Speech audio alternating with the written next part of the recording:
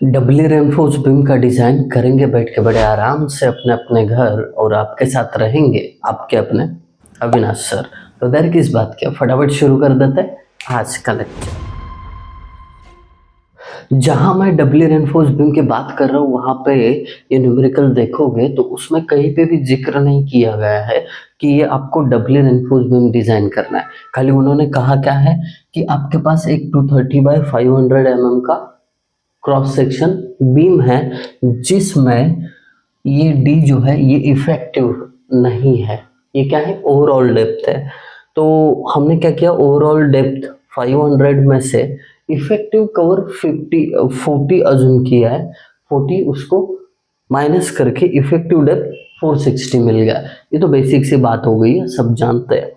फिर उसके बाद वो बोलते कि वो जो बीम है उसकी लेंथ 6 मीटर है और इसके ऊपर यूडीएल जो है या लोड जो है 25 किलो न्यूटन पर मीटर है। मतलब आप यहाँ पे मैक्सिमम बेंडिंग मोमेंट इन दोनों चीजों से निकाल सकते हो।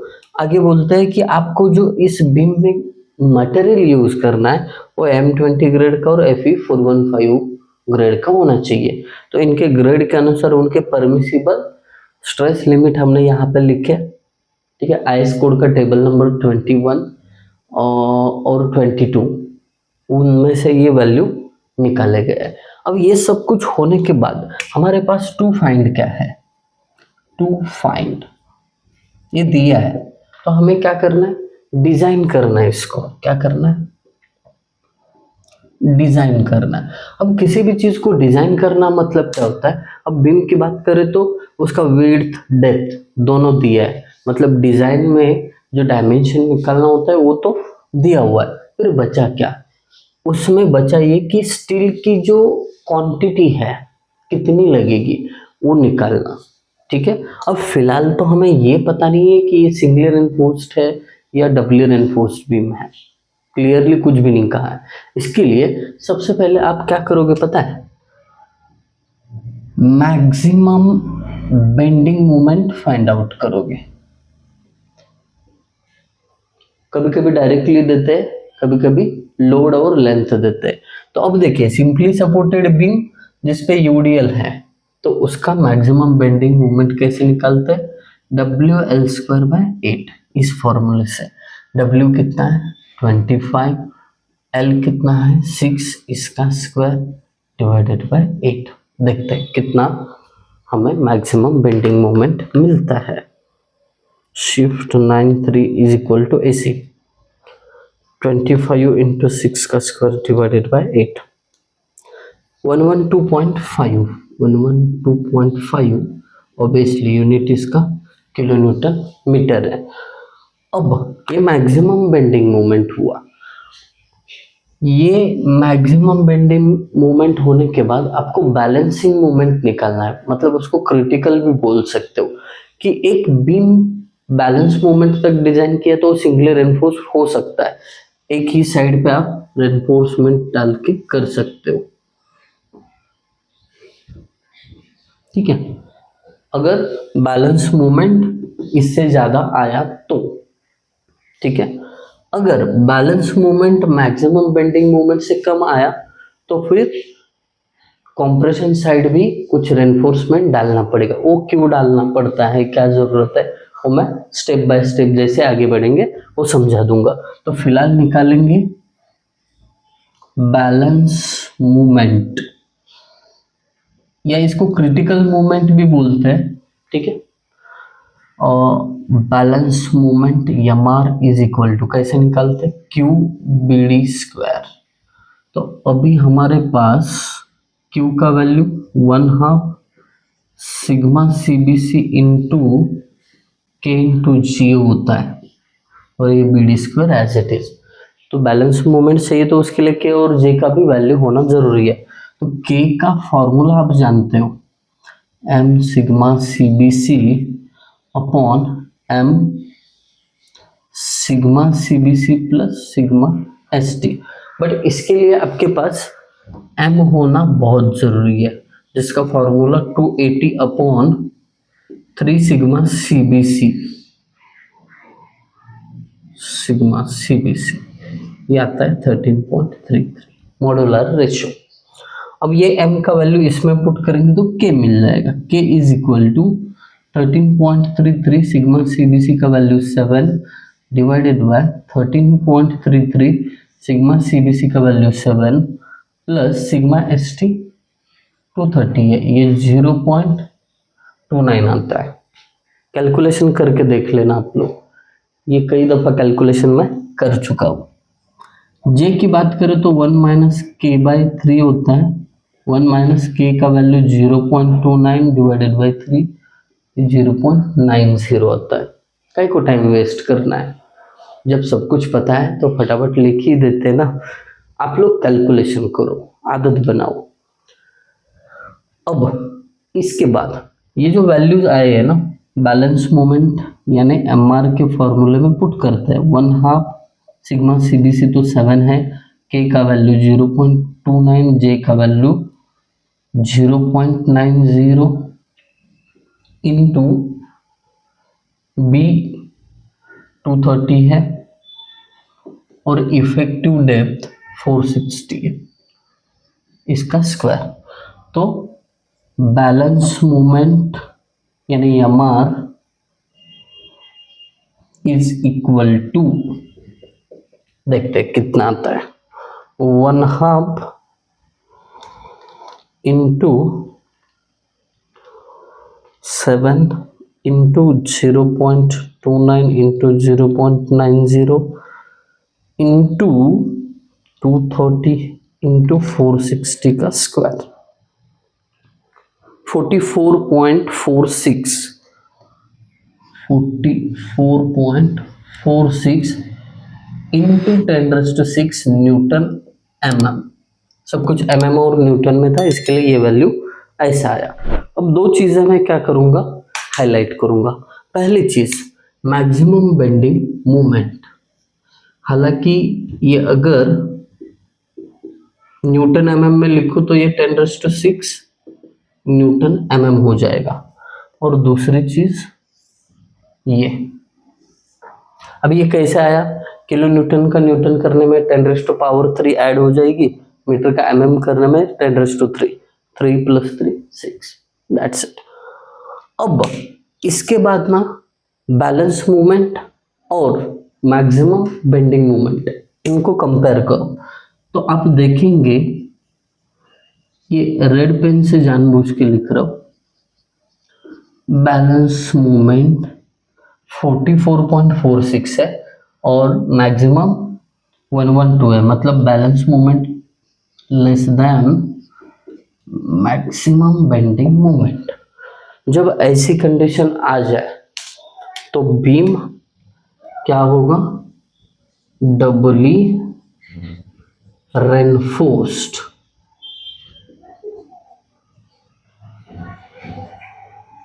डबली रेनफोर्स्ड बीम। Got it? आई बात समझ में?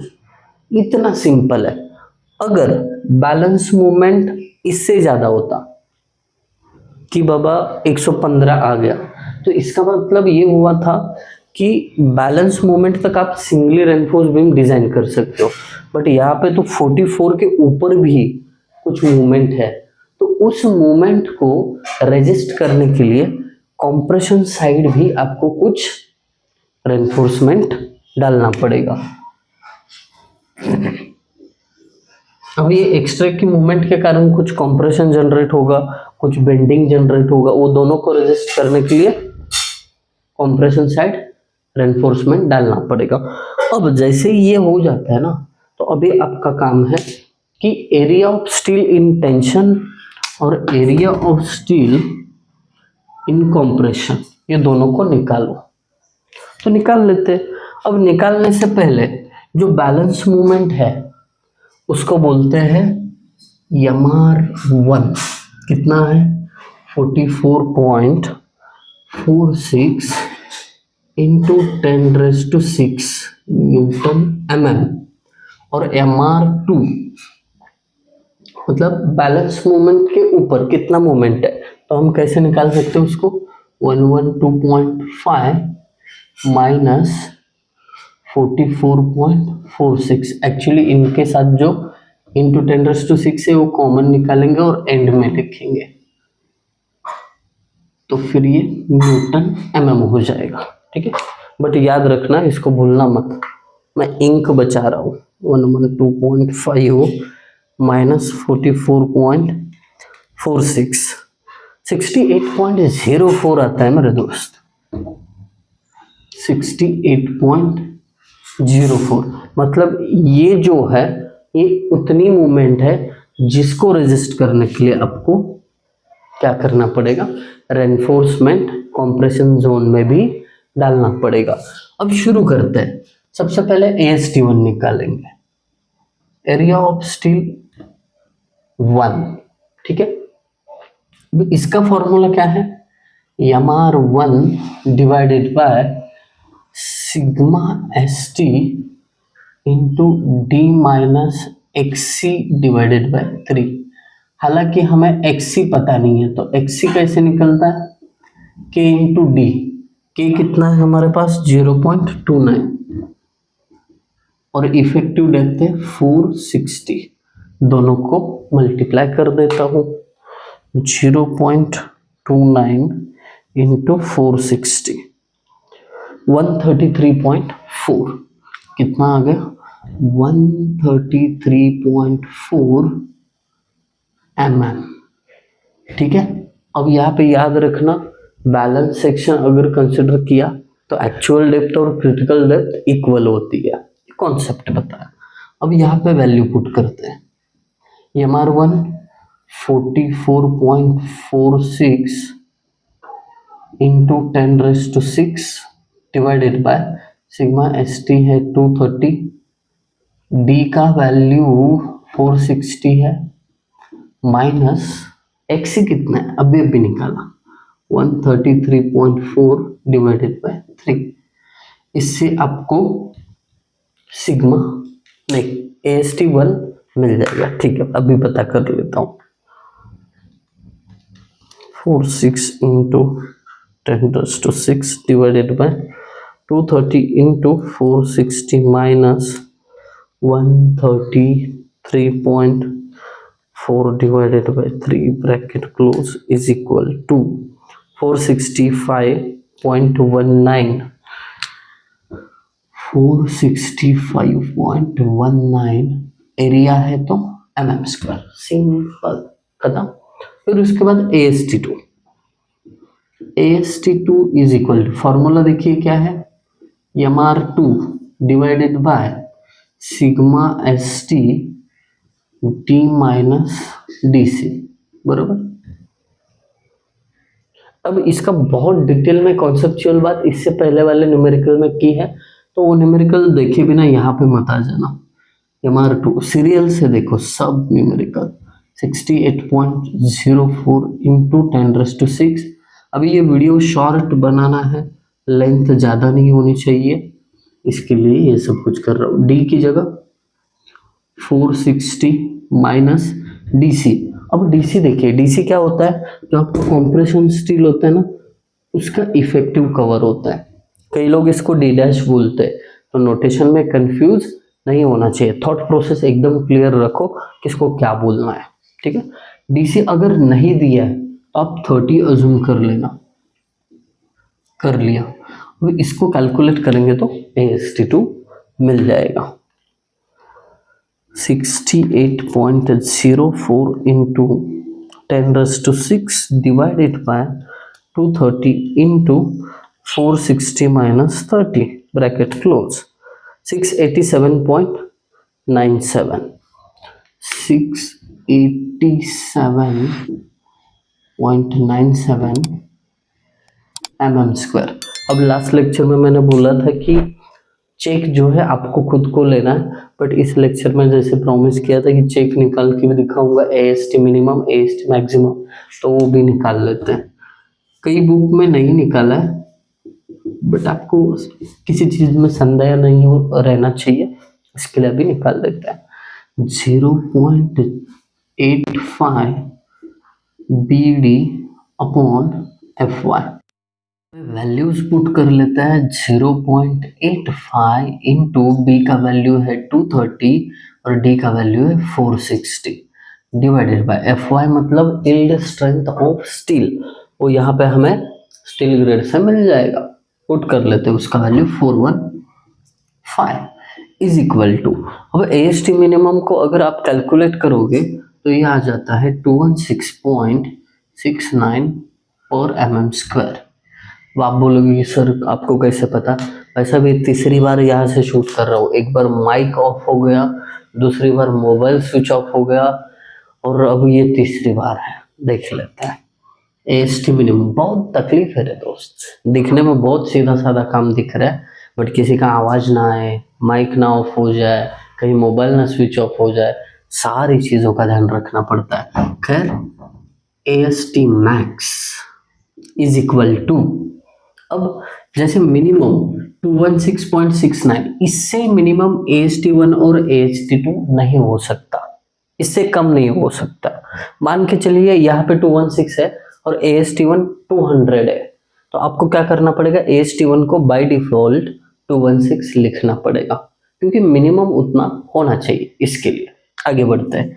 AST मैक्स का फॉर्मूला है 0.04 BD is equal to, values put कर लेते हैं 0.04 B 230 इंटू डी का वैल्यू कैपिटल डी है 500, ये 4600 आता है mm स्क्वायर। Got it. अब ये जो है मैक्सिमम है, इससे ज्यादा AST1 और AST2 नहीं हो सकता। आगे बढ़ते हैं।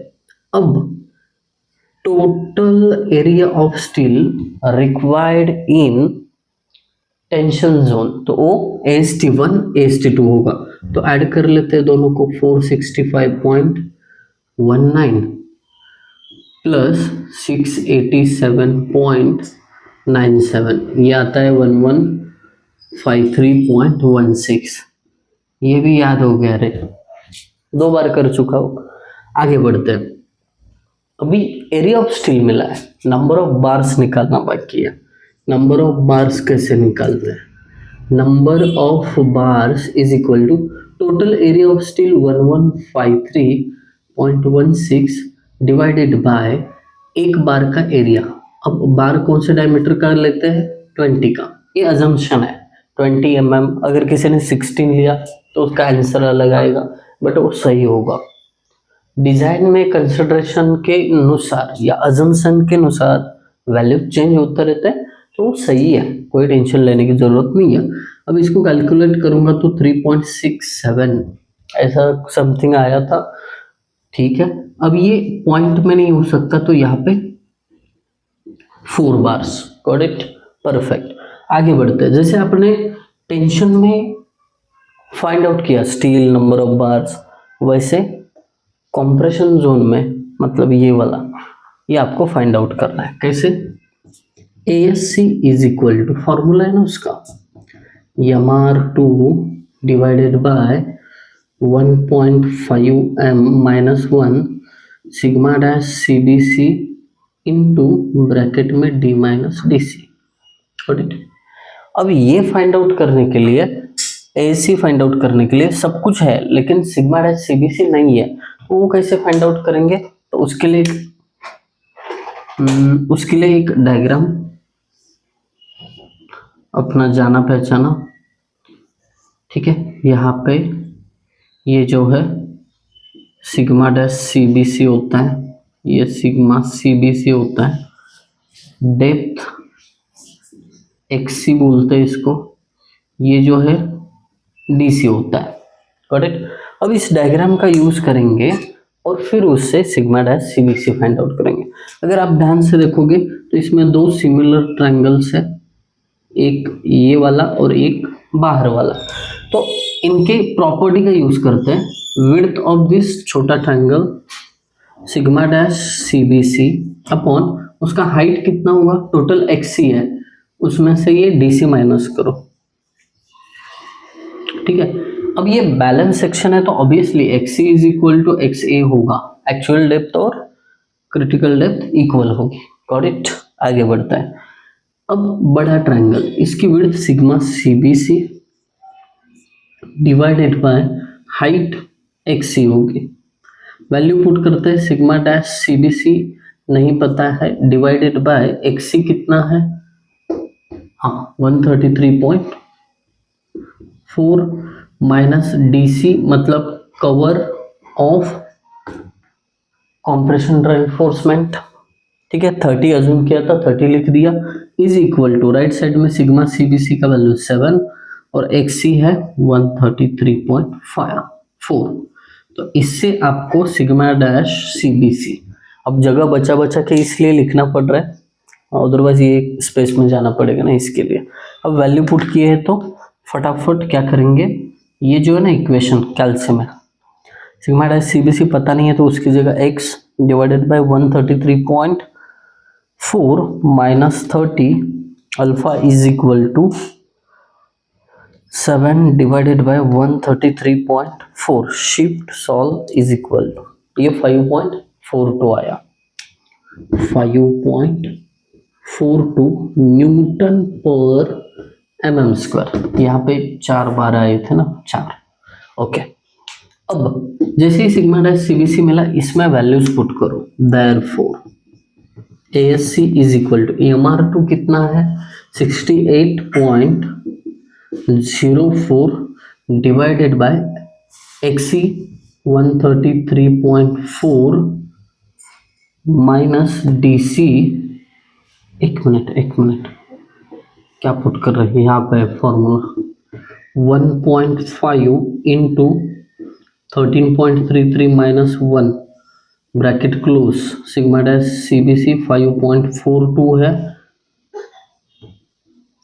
इंटू D है 460, उसमें से DC माइनस, तो ASC कितना आता है देख लेते हैं। हालांकि निकला था यहाँ तक भी, पूरा सम सॉल्व किया था, फिर जाके देखा तो पता चला कि माइक ही ऑफ है, फिर मैंने दोबारा चालू कर दिया, फिर यहाँ तक पहुँचा था तो फिर मोबाइल ही स्विच ऑफ हो गया। 2 बार शूट किया था पूरा, फिर तीसरी बार मोबाइल चार्ज किया, माइक चार्ज किया और फिर चालू किया। 68.04 हाँ इंटू 10⁻⁶ है, ये मत भूलो, इंटू 10⁻⁶ डिवाइडेड बाय 1.5 इंटू 13.33, ये 1 बटन प्रेस नहीं होता है तो बहुत बार कैलकुलेशन में गलती होती है।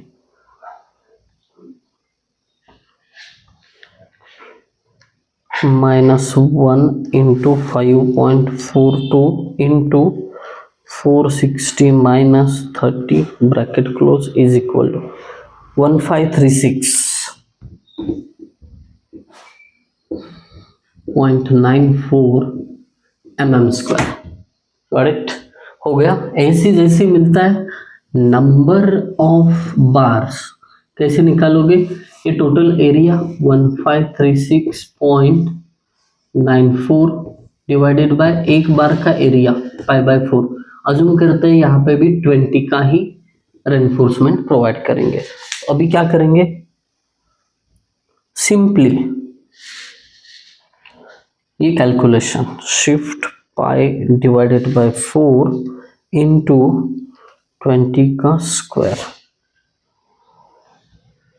4.89 मतलब अप्रोक्सीमेटली 5 बार्स प्रोवाइड करेंगे। 5 1 2 3 4 5।